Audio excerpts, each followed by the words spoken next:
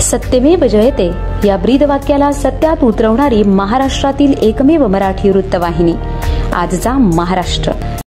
शुभ सकाळ। आज सकाळी जोरदार पावसामुळे कल्याण मुरबाड रस्त्यावर पाणी आल्याने रस्ता बंद असल्याने वाहतूक कोंडी झाली आहे। सतत 2 दिवस पाऊस चालू असल्याने तालुक्यातील सर्व नद्या नाळे भरले असून काही गावांचा संपर्क तुटला असून कल्याण नगर माळशेज महामार्ग किशोर वांजळे येथे रस्त्यावर पाणी आल्याने वाहतूक बंद करण्यात आली आहे। नागरिकांना आवाहन करण्यात आले आहे की कामाशिवाय घराबाहेर पडू नये। आजचा महाराष्ट्र न्यूज साठी राजेश भांगे, मुरबाड।